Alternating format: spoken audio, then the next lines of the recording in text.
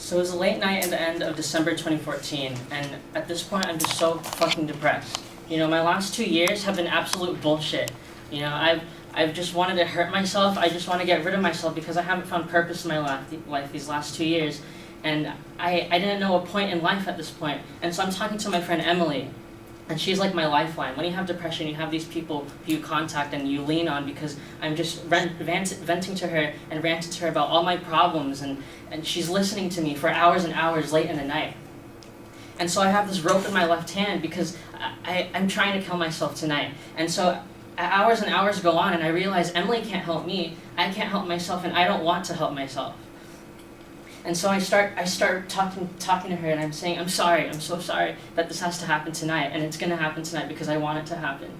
And so I chuck my phone across the bedroom, and I start unraveling the rope, and I start tying it around my neck. And as I think about it, I'm starting to think of how they did it in the movies, how they did it in the stories that I've read. And I hear the vibrations of my phone going off. It's Emily still texting me. And as the knot gets tighter and tighter, it gets its tightest.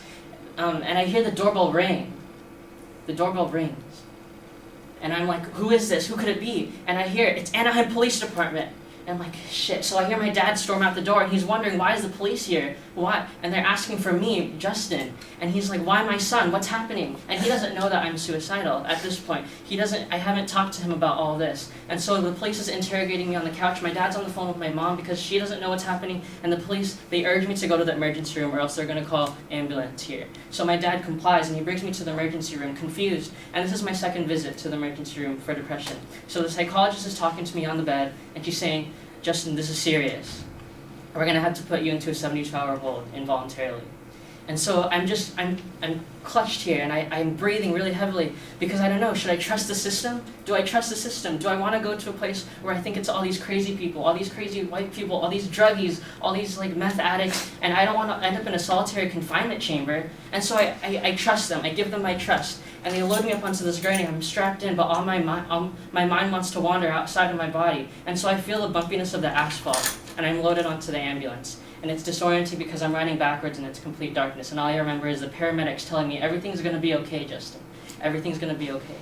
So then I'm blinded by this fluorescent light, and these doors open, and I see this hallway. It's empty, and there's handrails on the side, just like you see in the movies. And there's this nurse standing at the end, and she has these stack of papers for me to sign all my rights away. And she strips me of all my dignity. She literally strips me. She takes the belt off of my waist, the laces off my shoes, the watch from my wrist, and the phone from my hand, and throws it into contraband. It's like prison. And so she escorts me to my bedroom, and I try to cover myself in the sheets, and I try to sleep, but I end up waking up the next morning restless. And there's another nurse in the morning, and she opens the door. Again, I'm blinded by this fluorescent light. She asks me, honey, do you want to go get breakfast? There's other kids out there. They're waiting. And I'm like, kids? Like me? And so I hear my stomach grumbling. I walk out the door. And the first girl I see, she has these cuts on her arms, cuts on her neck, and cuts on her face, and I didn't even have to ask. And she told me, shivering, the voices were telling me to do this, or else I was going to die. Schizophrenia. There was this girl who was extremely hypersexual to me the entire 72 hours I was there. And she had ADHD, and she came from a foster home because her parents abused her when she was a child.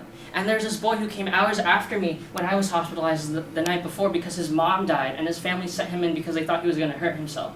And so I step back and I look at all these other people, like, why am I here? And all these other people have valid reasons to be hospitalized and kill themselves. But I step back in and I stop thinking about myself because I become immersed in this family, this bond that I'm creating over these 72 hours. And sure, this time I was hospitalized, it was extremely uneventful. All we did was color books and listen to the radio and do like Sudoku. But breakfast, lunch, and dinner was a daily affair. And yeah, it was filled with awkward silences, but it was always broken with someone asking, so what got you in here? And that started this conversation and talk and openness within this group of kids who all wanted to kill themselves, sure, but we all still wanted to live because we saw each other breathing full of life. And so the last day I was there, the psychologist asked me, do you want to leave? Do you feel safe at home? And I thought for a minute, you know, maybe I could stay here my whole life. I could stay bonded with these people who know what it's like to be depressed and suicidal, but no, I can't. I have to get out of here. I have to leave. And so I say my goodbyes and I leave them, and I'm riding down in the car with my dad, and I see the trees and the sky, and I haven't seen a drop of sunlight since then. And I see the people going their own ways on their own journeys, and And it just makes me think now that, sure, this 72 hours in the hospital was just a mere distraction from reality, but now that I'm out in the real world, I'm realizing that everyone kind of hides their true self. And I only found that out in the hospital. And that's my drive today, to find other people, because we're always stronger together.